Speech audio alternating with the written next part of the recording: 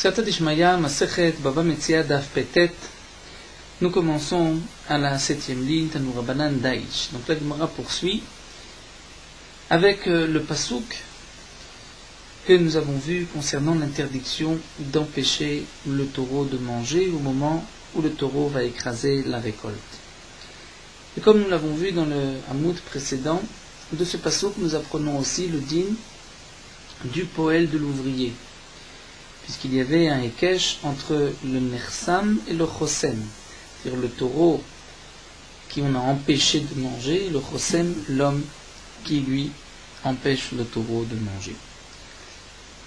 Et donc on avait appris que les dinim ce que la Torah nous ordonne à propos du taureau, de ne pas l'empêcher de manger, s'appliqueront aussi pour un ouvrier où on ne peut pas l'empêcher de manger.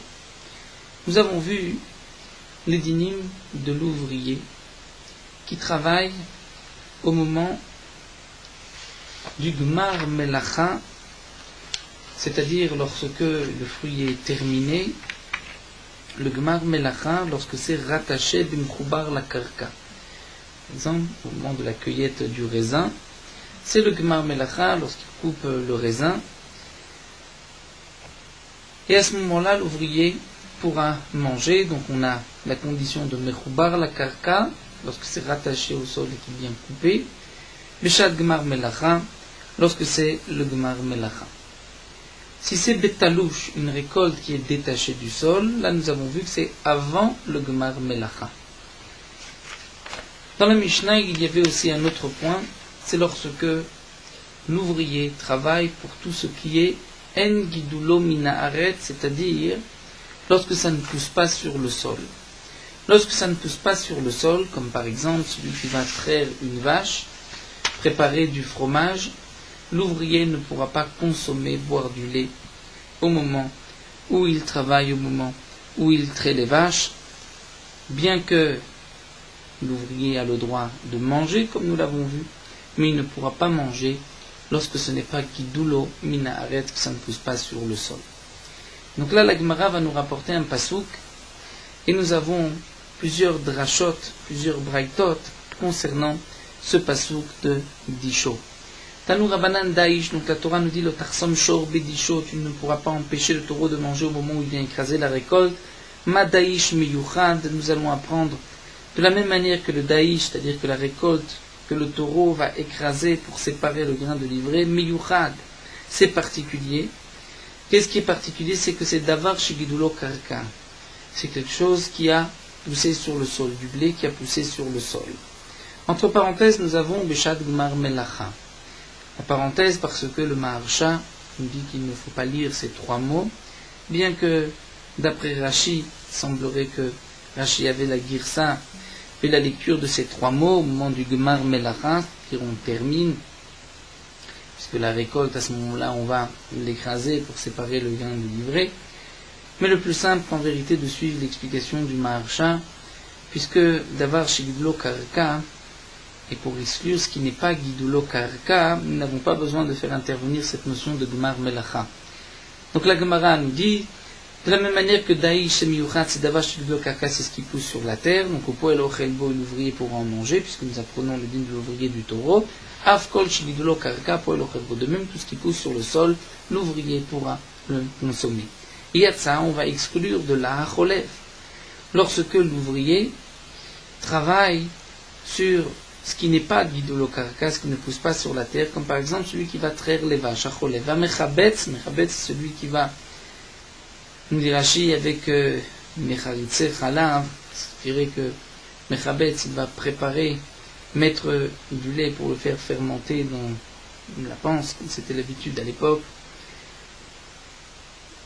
une sorte de fromage avec du petit lait, puis le petit lait va Megaben, et c'est celui qui va faire du fromage, chez En Gidulo Karka, ou dans ces trois cas, puisque l'ouvrier ne travaille pas avec de la récolte, ou ce qui pousse sur le sol, à ce moment-là, En Poel Ochelbo, l'ouvrier ne pourra pas manger. Et donc de ce passouk qu'on apprend que ce qui n'est pas Gidulo Karka, le Poel ne peut pas manger. C'est-à-dire lorsqu'il travaille chez le balabait, et dans cette melacha, il ne travaille pas sur ce qui est rattaché au sol. Comme par exemple celui qui va traire les vaches. Alors demande à Gma Lamali pourquoi ai-je besoin de ce pasouk. Après tout, Mechitavo Bekirim Racha, on aurait pu l'apprendre du pasouk lorsque tu vas rentrer dans les vignes de ton prochain. Donc c'est les vignes, ce qui est rattaché au sol. Dans ce cas de là, on peut l'apprendre. Pourquoi avons-nous besoin de ce pasouk d'Aïch? Et là, Gma répond, nous avons malgré tout besoin. C'est le cas de Tachamina, on aurait pu croire que oui, vertif Kama, puisque c'est marqué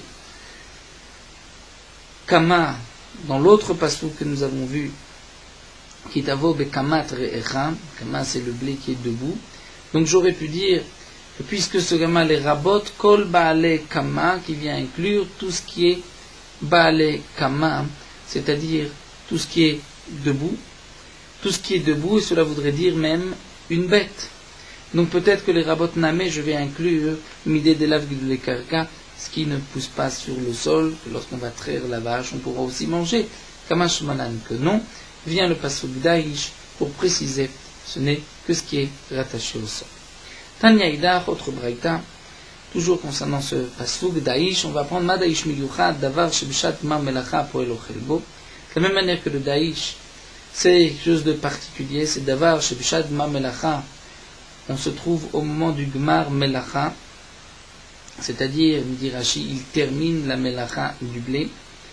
Et Rashi précise que ce que nous avons vu dans la Mishnah qui n'est pas considéré comme Gmar Melacha, nous avons vu Lacha, Gmar Melacha, c'est par exemple Nitparsu Igulin, comme nous l'avons vu que à l'époque on écrasait les figues l'une contre l'autre, on les serrait, on les faisait sécher pour faire des pains de figues.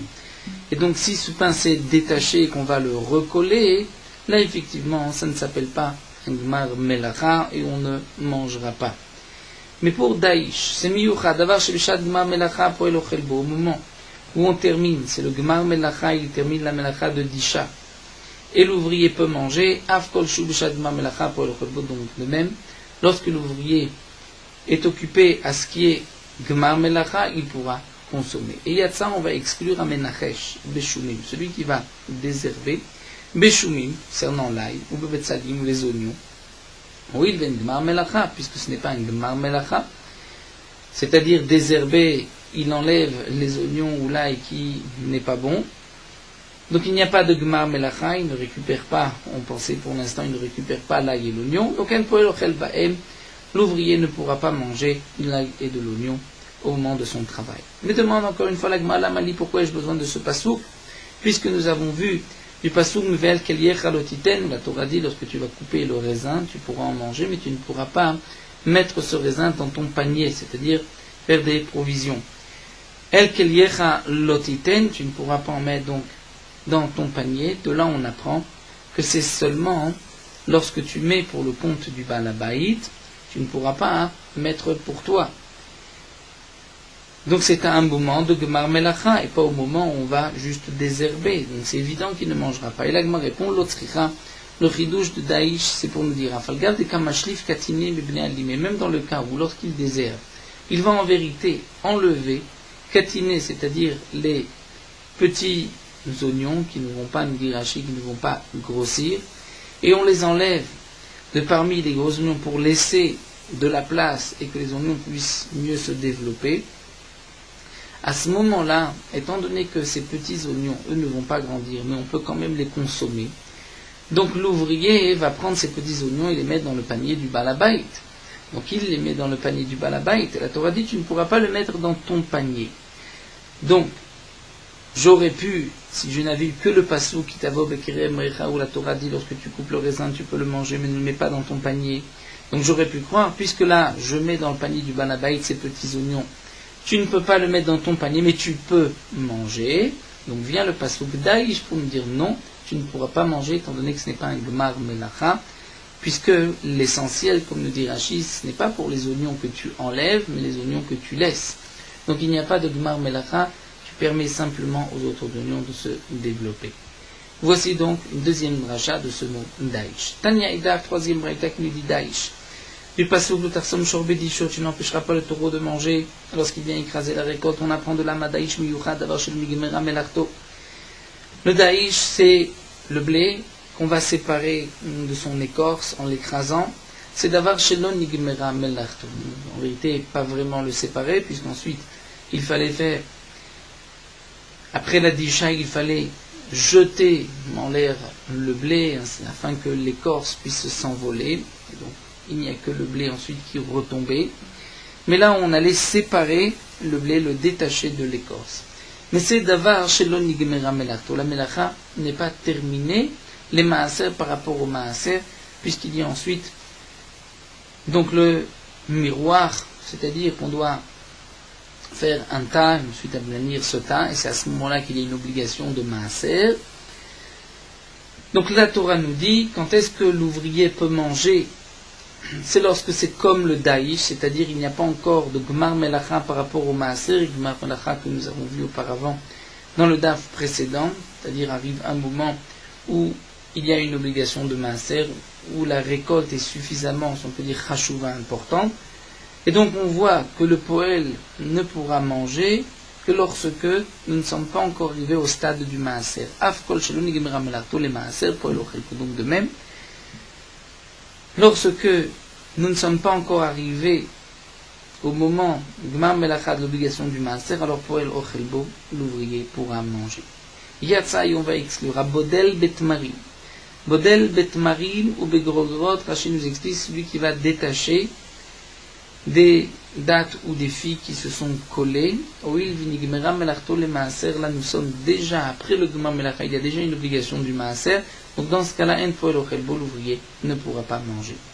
Mais la Gemara continue, à Tania, pourtant nous avons une braïta qui nous dit Abodel Betmarim Begrogrot poël ochelbo. La braïta nous dit Mefourash qu'un ouvrier qui a été engagé pour détacher des dates ou des filles qui se sont collées, il pourra en manger, bien qu'il y a déjà eu un Gmar Melacha pour le Maaser, l'obligation du Maaser est déjà là. Amar Papa va répondre Kitania Aïbe Tochalane. Ce que nous avons enseigné dans cette braïta, il s'agit de Tochalane, c'est-à-dire, dit Rashi, des dates qui ne sont pas bonnes, qui ne mûrissent pas sur l'arbre. On les fait rentrer dans un kéli, en général un ustensile de palme, à base de palme du palmier, sorte de en osier. Donc on va mettre ces dates dans un panier. Ce panier est appelé chotalot, nous dit Rashi. Les dates vont se réchauffer, vont mûrir dans ce panier. Et donc la braïta nous parle de dates que je dois séparer avant qu'elles aient mûri. Et donc là, effectivement, il n'y a pas eu encore de gmar melacha pour le maaser. C'est pour cela que l'ouvrier pourra manger. Mais pour des dates habituelles qui sont mûres, qui ont été récoltées déjà mûres de l'arbre, dans ce cas-là, c'est vrai qu'il y a déjà le gmar melacha avec l'obligation du maaser. L'ouvrier ne pourra pas manger. Tanya Idar Lagman nous rapporte ici une quatrième braïta concernant le mot daïsh. Daïsh, ma daïsh miyuchad davar shani gmera melachto lechala. La braïta vient nous enseigner le daïsh, c'est-à-dire l'ouvrier pourra manger comme le taureau peut manger la récolte qu'il écrase. Et la récolte qu'il écrase, daïsh, c'est miyuchad, c'est particulier davar shani gmera melachto lechala. Il n'y a pas encore d'obligation de chala, il n'a pas encore fait de pâte. Ou poel ochelbo, et l'ouvrier pourra en manger. De là, on apprend à kol davar shani gmera melachto lechala, poel ochelbo. De même pour toute chose. Chez l'odegimera melarto le chala, où il n'y a pas encore d'obligation de chala, l'ouvrier pourra en manger. Et on va exclure yatsa alash, un ouvrier qui a été engagé pour pétrir de la pâte. Donc lorsqu'il a mis de l'eau avec la farine et qu'il va mélanger, il y a une obligation de chala.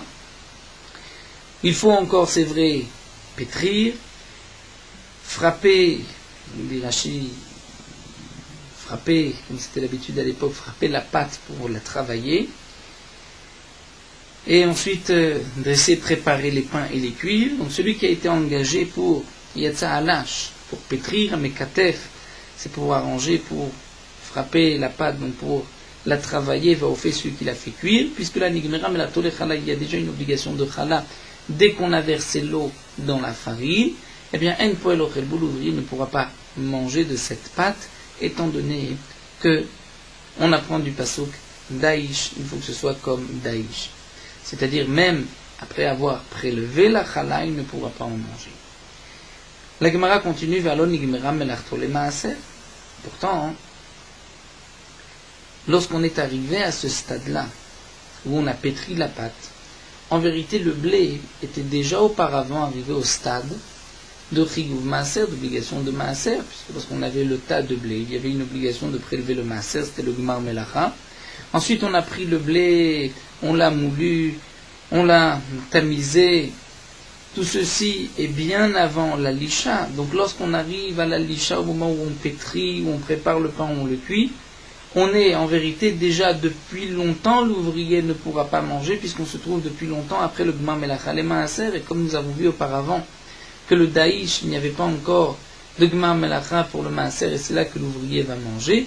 Donc comment se fait-il qu'on ait besoin d'un deuxième enseignement de daïch avant l'obligation de Chala? De toutes les manières, on est après le Gmar Melacha, il ne peut pas manger.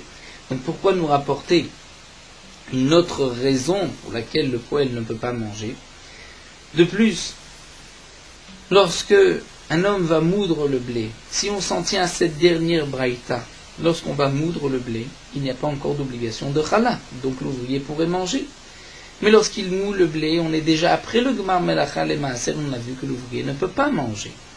Donc la Gemara pose la question, mais Ve'alo nigmera melarto les Maaser, ou d'après la Girsa de Rachid Tipoklet, tu devrais déjà le déduire parce que nous l'avons déjà exclu, étant donné qu'il y a déjà une obligation du Maaser, et la Gemara va répondre l'okashia.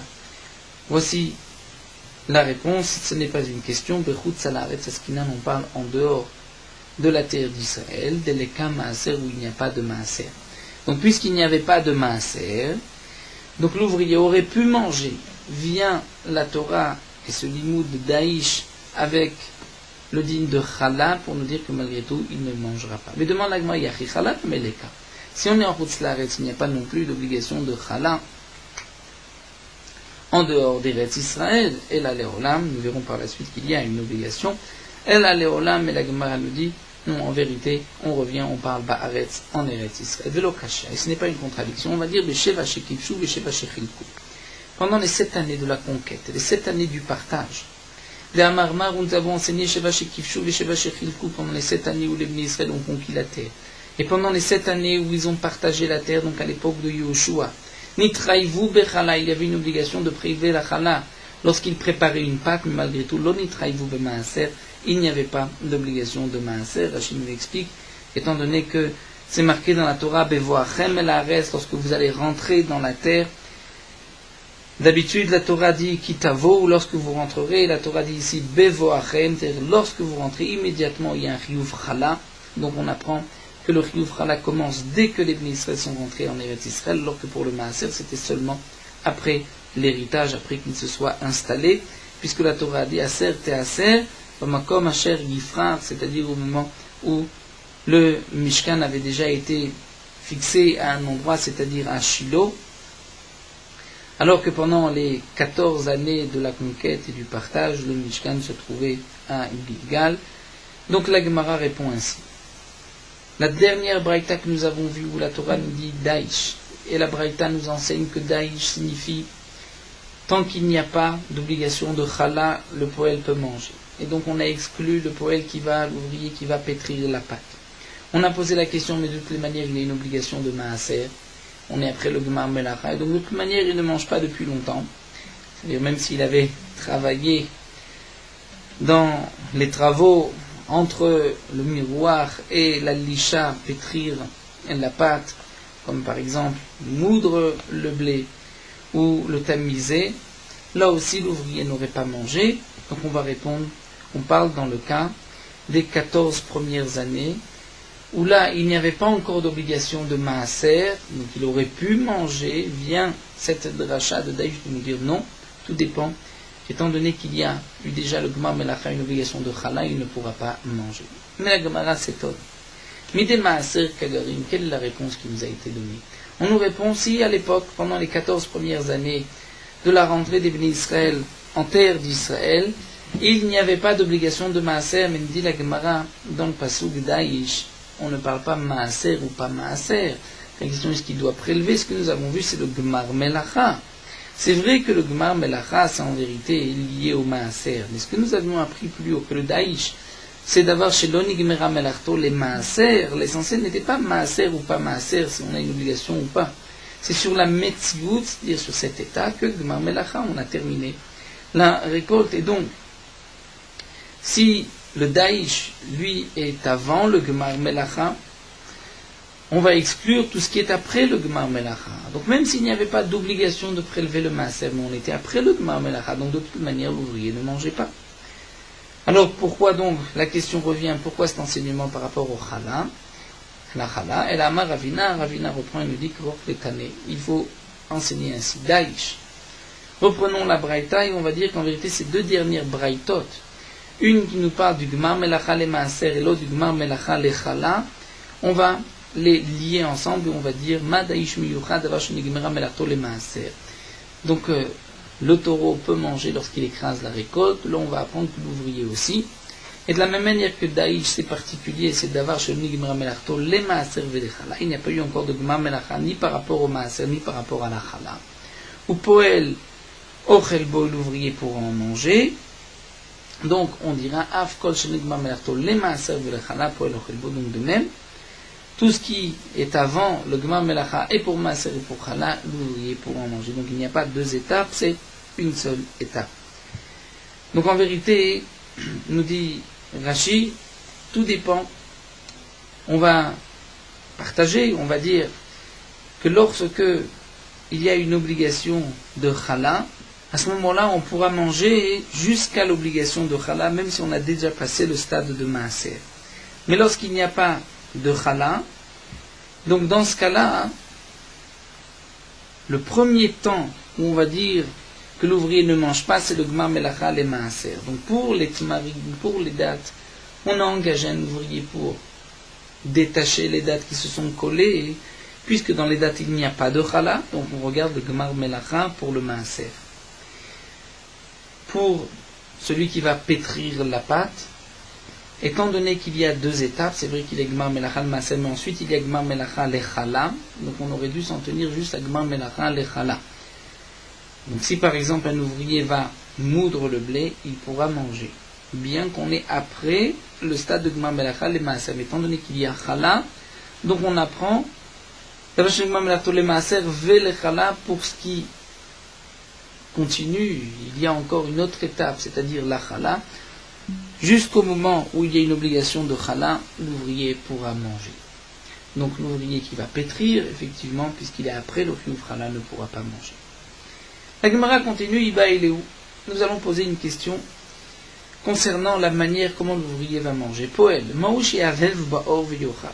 Est-ce que l'ouvrier peut Yavev Ba'or, c'est-à-dire lorsqu'il va prendre des épis de blé, est-ce qu'il peut un peu les chauffer sur le feu, afin de l'adoucir, qu'il puisse rapidement mûrir et qu'il puisse le manger, ou pas? C'est la question de la Gemara.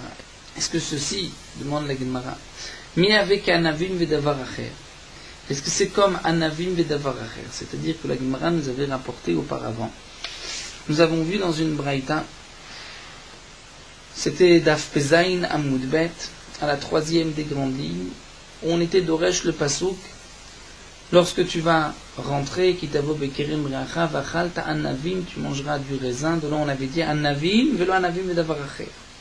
Du raisin, mais pas du raisin et autre chose, c'est-à-dire de tremper du raisin dans du sel pour le radoucir, puisque le sel va aider à ce que le raisin soit rapidement mûr.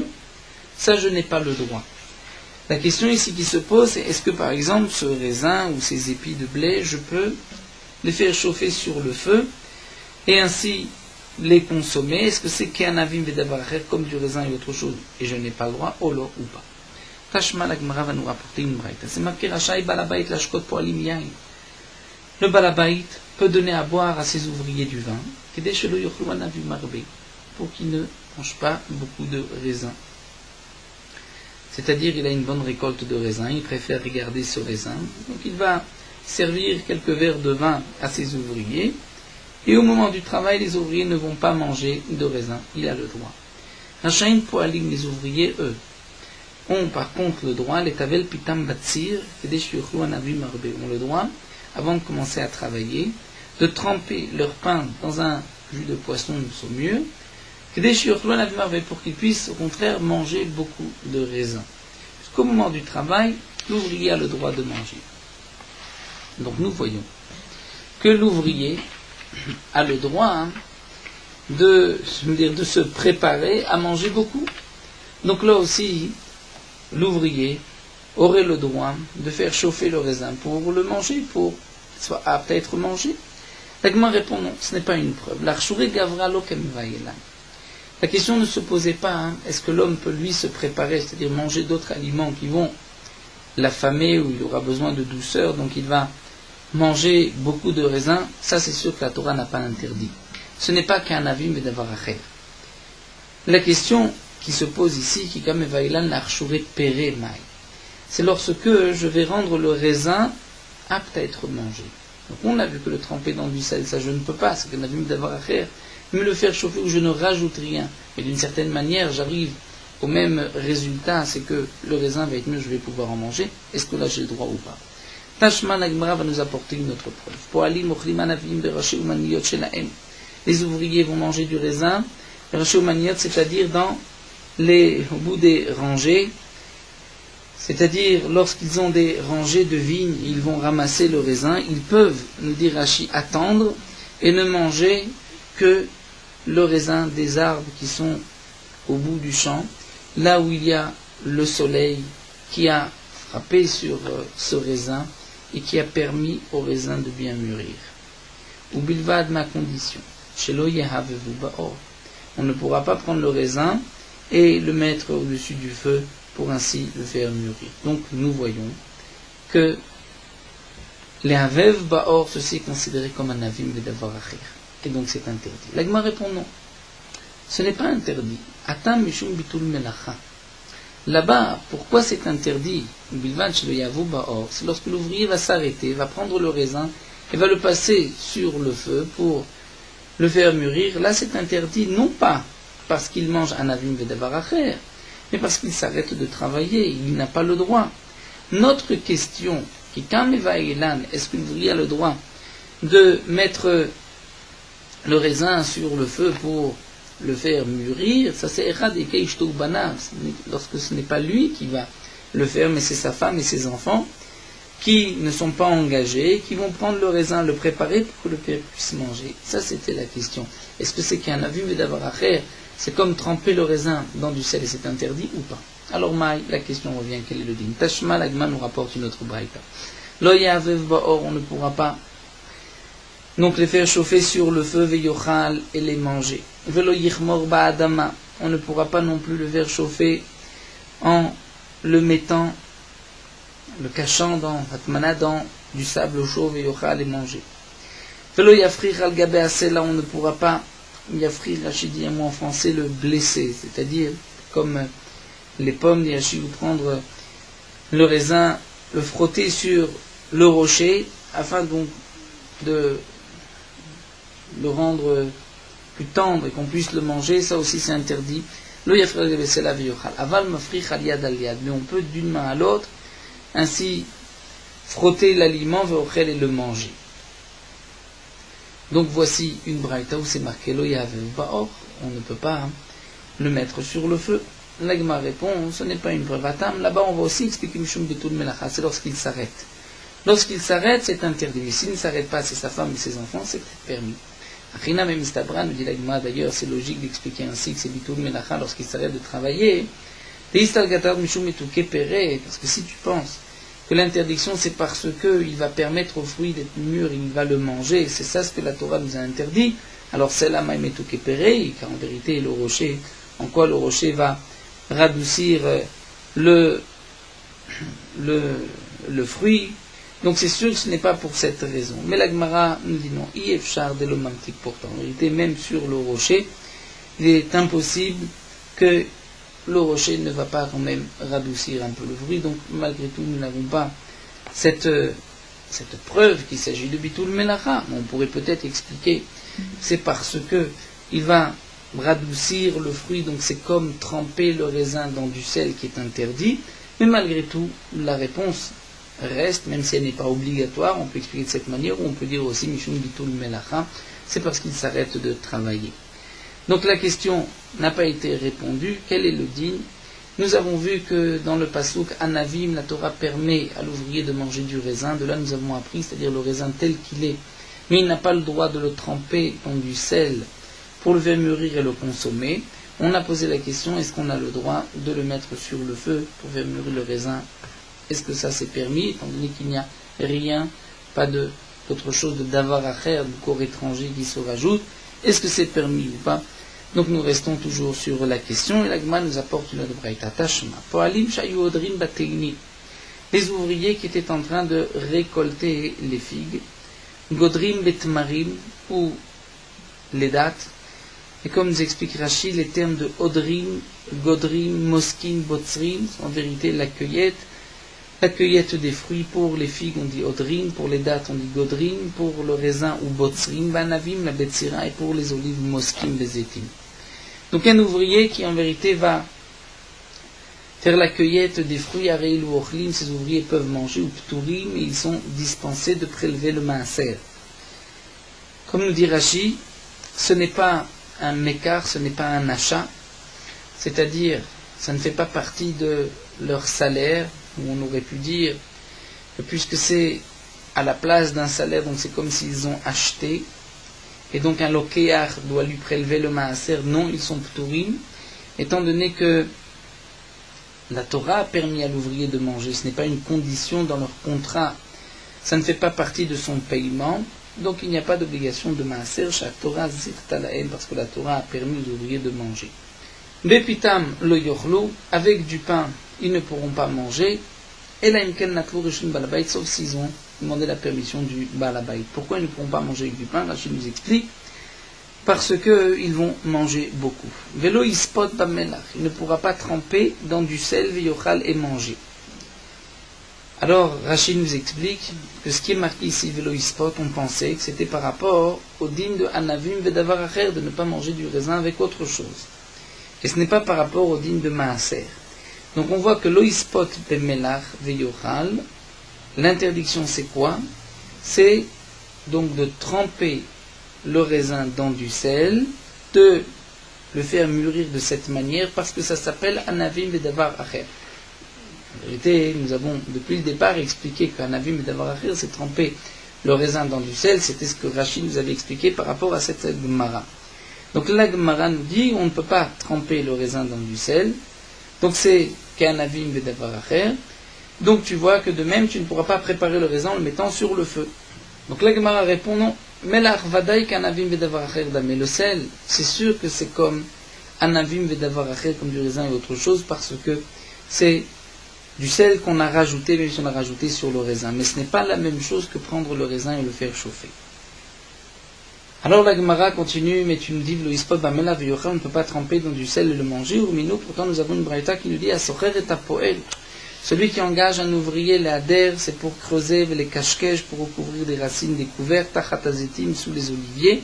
Arezelo yochal, il ne pourra pas manger des olives de l'arbre. Pourquoi? Puisque ce n'est pas un gmar melacha, il n'est pas en train de cueillir les olives, mais juste de creuser autour de l'olivier. Secharo livtsor, mais s'il l'a engagé pour faire la cueillette du raisin, ou secharo limso pour la cueillette des olives, ou secharo lelaket, ou il l'a engagé pour faire la cueillette d'autres fruits.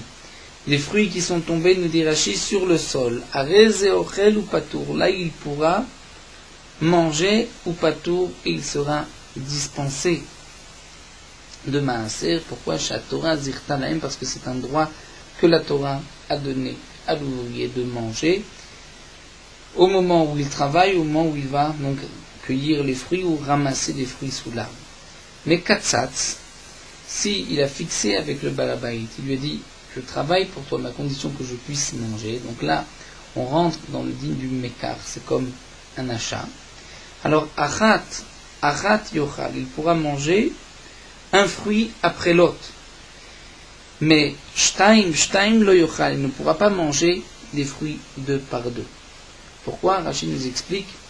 Étant donné que lorsque ce n'est qu'un seul fruit, un grain de raisin, il n'y a pas encore, ça ne s'appelle pas un goren, il n'a pas rassemblé les fruits, et donc on est avant le gemar melacha. Mais lorsqu'il y en a deux, à ce moment-là, s'il prend 2 fruits, alors que katsat, c'est-à-dire qu'il avait fixé avec le balabait, donc il avait fixé, ou bien c'était un achat, là, les 2 fruits prennent le statut de goren, c'est-à-dire une branche comme s'il a rassemblé les fruits, et comme nous le verrons par la suite, nous apprenons d'un pasouk, et il y a une asmarta, bien sûr, un remez midi Rashi, puisque ce n'est que midi Rabbanan, et à ce moment-là, il y a une obligation de prélever le maaser.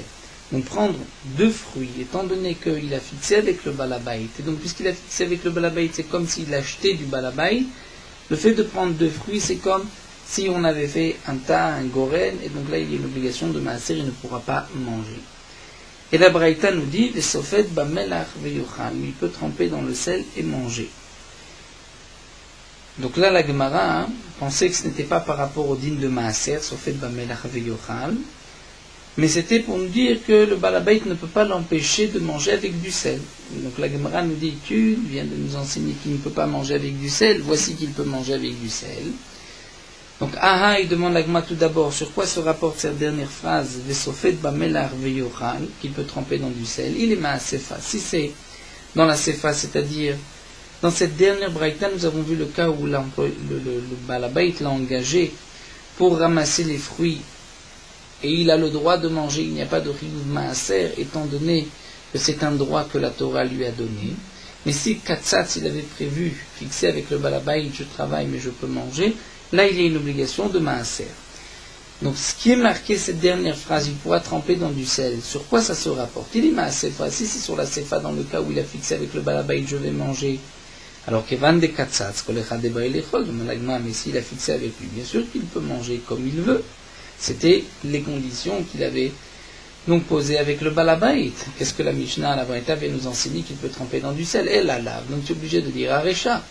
Et dans le cas où il n'y a pas eu d'engagement précis, c'est-à-dire de manger, mais le balabait lui a dit viens travailler chez moi, et la Torah donc lui donne le droit de manger, et donc là la Braïta viendrait nous dire qu'il peut tremper dans du sel. Donc tu vois qu'on peut tremper dans du sel. Amar Abaye répond, il dit non, lokasha, kan ba'aretz, kan bechutz la'aretz, tout dépend. Si on est en Eretz Israël ou en dehors d'Eretz Israël, c'est-à-dire, nous explique Rashi, ce dit de tremper dans du sel n'est pas en rapport avec le din de l'ouvrier.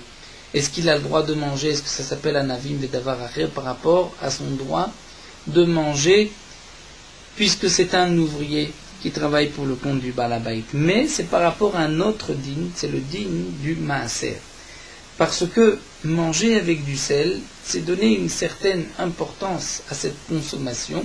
Et donc là vient une obligation de prélever le maaser, comme nous l'avons vu déjà ces 2 derniers dapim, que le chiyuv maaser dépend de l'importance qu'on a donnée maintenant à la récolte. Elle est suffisamment, entre guillemets, importante pour qu'il y ait une obligation de maaser. Donc lorsqu'on se retrouve en Eretz Israël, Ba'aretz, puisque c'est un maaser minatora, donc kavas fita, le fait de tremper du raisin dans du sel, c'est considéré comme une kuviout qui va nous obliger donc de prélever le maaser. C'est pour cela que le Braïta nous dit tu ne pourras pas manger. Pourquoi tu ne peux pas manger? Parce que tu dois d'abord prélever le maaser. Mais bechutz la'aretz, en dehors de la terre d'Israël, puisqu'il n'y a pas d'obligation de maaser minatora, lo kavas fita. Donc le fait de tremper ne va pas rendre un din de maaser. Il n'y a pas d'obligation de maaser, même dans un endroit où nous avons un maaser midi Rabbanan, comme ça existait dans certains endroits en dehors d'Israël. Mais alors demande la Gemara, Amar Rava, Rava nous dit, Mi kamide de ba'aretz kavas fita, y a-t-il une telle chose qu'en Eretz Israël, où il y a un chiyuv minatora midoraita, donc sfita, le fait de tremper, va nous donner une obligation de prélever le maaser minatora. Au bechutz la'aretz, où il n'y a pas d'obligation de maaser minatora, on va dire que lo kavas fita. Donc même dans un endroit où il y a un maaser midirabanan, on va dire que même si tu trempes, tu as le droit de manger, ou mutar le chatrilaï, même les chatrilaï, il n'y a même pas un din midirabanan que tu dois prélever le maaser. Ça, c'est étonnant, nous dit Rava, puisque généralement, lorsque en Chutz La'aretz, il y a une obligation de maaser pour les pays qui sont proches d'Eretz Israël, si c'est une obligation midirabanan, il y a quand même une ressemblance avec le din minatora. Et donc, si c'est ainsi, ça ne devrait pas être permis l'ichatchila. Tu ne pourrais pas dire qu'il peut tremper et manger. Et là, Rava, alors Rava reprend et nous dit, voici la réponse. Ben Baaretz, Ben B'chutz Laaretz, en vérité aussi bien en Eretz Israël qu'en dehors de la terre d'Israël. Chada, lorsqu'on prend un seul grain de raisin, l'okavas fita et qu'on le trempe, étant donné que ce n'est qu'un seul grain de raisin, il n'y a pas de kuyut, il n'y a pas de chashivut pour le maaser. Mais tarté de kavas fita, si on le trempe, il y a une kuyut pour le maaser. Katzatz, lorsqu'il a fixé avec le balabait, c'est-à-dire l'ouvrier dit je travaille mais je vais manger, dans ce cas-là, ben safat, ben nosafat. Aussi bien dans le cas où il a trempé ou pas, il pourra manger seulement un grain de raisin, mais il ne pourra pas en manger deux. Pourquoi pas deux? Parce qu'il y a une obligation de maaser, étant donné qu'il a fixé avec le balabait, je vais manger, c'est comme un mécart, comme nous l'avons vu. Donc maintenant, Rachid nous explique, Rava vient répondre, la braïta où c'est marqué Sofet bamel arvochel, il pourra tremper dans du sel et manger. Donc ceci se rapporte sur la sefa. Donc dans la sefa où c'est marqué Katzatz achat achat yochal shtaim shtaim lo yochal ve sofet bamel arvochel, c'est-à-dire qu'étant donné qu'il a fixé avec le balabait, il pourra manger seulement un seul grain de raisin lorsqu'il va le tremper dans du sel. Mais deux, il ne pourra pas manger. Donc on comprend, Sofet bamel arveyocha. Dans le cas de l'okatzatz de l'osafat, il n'a pas fixé avec le balabait, il n'a pas trempé, là, ochel shtaim shtaim, il pourra manger deux grains de raisin, deux par deux, étant donné qu'il n'a pas trempé. Mais s'il trempe, safat, achat achat ochel, shtaim shtaim lo yochal, il ne pourra manger qu'un, il ne pourra pas manger deux. Et donc maintenant, nous explique Rashi, on comprend pourquoi dans la première braïta, c'est marqué velo ispot. C'est-à-dire dans la première braïta, c'est marqué qu'il ne pourra pas tremper dans du sel. Là-bas, on ne parlait pas des katzatz qu'il avait fixé avec le balabait. Donc là-bas, il a le droit de manger deux par deux, mais la braïta nous dit, mais il ne pourra pas tremper velo ispot ba melach. Donc, nous avons répondu, d'après Rava, aux deux braïtot. La braïta qui nous dit il ne pourra pas tremper dans du sel, c'est lorsqu'il mange deux par deux, parce qu'il n'a pas fixé avec le balabait. La dernière braïta qui dit il pourra tremper dans du sel, c'est lorsqu'il a fixé avec le balabait et qu'il ne mange que un. Donc, puisqu'il ne mange que un, il pourra tremper dans du sel. La Gemara continue, donc il dit Falgav de Natal Reshut mi balabait, bien qu'il a demandé la permission du balabait, parce que il y a déjà une obligation de maaser et donc il ne pourra pas manger deux, vekav'a sfita, et le fait d'avoir trempé fait une kvi'ut, rend les deux grains de raisin qu'il va manger vont avoir maintenant une importance, il va avoir une obligation de prélever le maaser, donc il ne pourra pas le manger, puisque ce sont deux fruits. Et la Gemara termine de tarté des kavas vitamenalan, d'où est-ce qu'on sait que lorsqu'il y a deux fruits et que on va le tremper dans du sel, à ce moment-là, il y a une kuviout et le fruit devient important et on doit prélever le maaser. La Gemara nous dit Amar Rav Matna d'Amakra, puisque la Torah nous enseigne, dans un passouk nous avons qui, c'est marqué qui betzam ki amir gorna, il les a rassemblés qui amir comme un tas dans le goren de la grange, et donc rassembler, nous dit Rashi, on ne peut au minimum que rassembler lorsqu'il n'y a que deux. Il y a moins de deux, on ne peut pas rassembler, mais à partir de deux, on pourra rassembler. Et donc à ce moment-là, ceci est considéré comme un goren. Donc on voit qu'à partir de deux, il y a une chashivut particulière, une importance et donc une obligation de maaser. Et donc ainsi nous avons répondu. Dans quel cas donc l'ouvrier pourra tremper dans du sel et manger, dans quel cas il ne pourra pas manger par rapport au dinim de maaser. Nous allons terminer avec Morot Halacha Daf Petet, concernant un homme qui a besoin donc d'un ouvrier et se trouve devant lui un ouvrier juif et un ouvrier non juif. Si les deux vont travailler de la même manière, la Torah nous ordonne d'engager son frère juif, puisque la Torah nous dit d'abord la mitecha, okanomiyad amitecha, de là les chachamim ont déduit que lorsqu'un homme veut vendre un objet, il doit le vendre d'abord à Israël, lorsqu'il veut acheter, il mieux acheter d'un Israël, et de même pour engager un ouvrier. Et même dans le cas où le non-juif travaille pour un peu moins cher, moins que le prix que le Israël demande, il devra engager le Israël et non le non-juif. Mais dans le cas où se trouvent devant lui deux ouvriers juifs, l'un est de sa famille, est proche parent, l'autre n'est pas de sa famille, il a une mitzvah d'engager celui qui est de sa famille ou de sa lotitalé. Si un des ouvriers qui se présente à lui est pauvre et le deuxième est un proche parent, à ce moment-là, le pauvre a priorité sur le proche parent, c'est-à-dire que lorsqu'un homme a besoin de serveurs chez lui, il vaut mieux prendre des pauvres plutôt que des riches. Dans le cas d'un homme qui a besoin d'engager un ouvrier et il donne à un pauvre cette tâche, ce qu'il a besoin pour que le pauvre puisse travailler pour son compte, il accomplit la mitzvah de la Torah. Le pasuk v'chiyamuch achicha umate yado, lorsqu'on frère va tomber et tu vas, toi v'chezak tabo, tu vas le soutenir. Et c'est une grande ma'ala, plus encore que la tzedaka, parce que permettre aux pauvres de travailler, l'aide afin qu'il n'ait pas besoin de taper aux portes, qu'il ne soit pas à la charge du public.